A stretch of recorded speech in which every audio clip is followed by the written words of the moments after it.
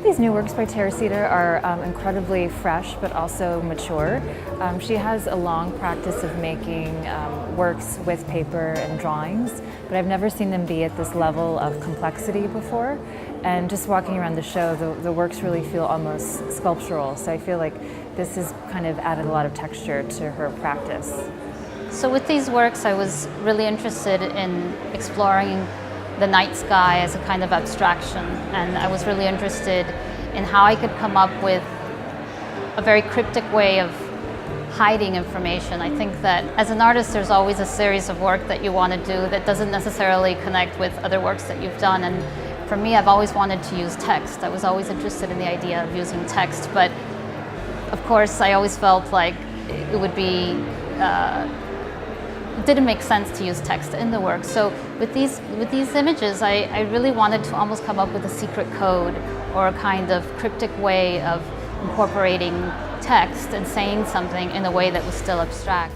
So I was interested in using images of the night sky and the abstraction of Braille and how one language kind of obliterates another language. So in this case, the Braille becomes rather absurd in that you can't touch it, but you also can't read it visually. So the whole body of work is really this abstraction of reading and of longing and projection onto the space that's created by the pieces. The night sky, of course, being a place that always, since the beginning of time, has been read for information or scanned for a kind of guidance or information. In a way, the night writing becomes almost like graffiti written in the sky.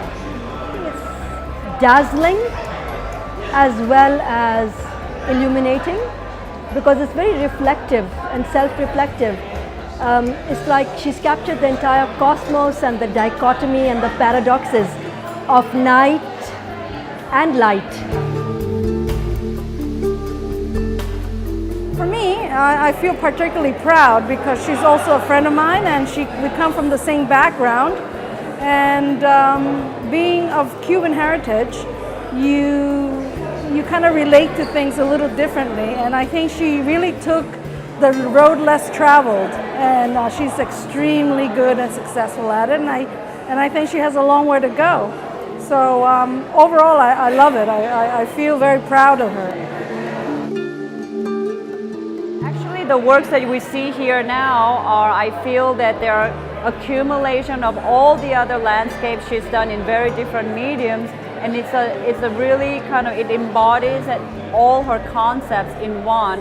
And especially these are very unique because they are two-dimensional, unlike the other works that she does normally three-dimensional works. So these are highly unique, not only because they are made at STPI, but she really was able to transport and transform and translate her three-dimensional ideas onto two-dimensional surface. Yeah. So I'm really happy with this project. I couldn't be happier, and I'm really thankful to her for spending the time and putting all the effort and research.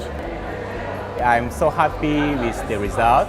When I see all the reflection of each Braille, I thought it's really so amazing. When we are making it, we don't see, but when we see in the gallery, it's all there. I'm so happy about it.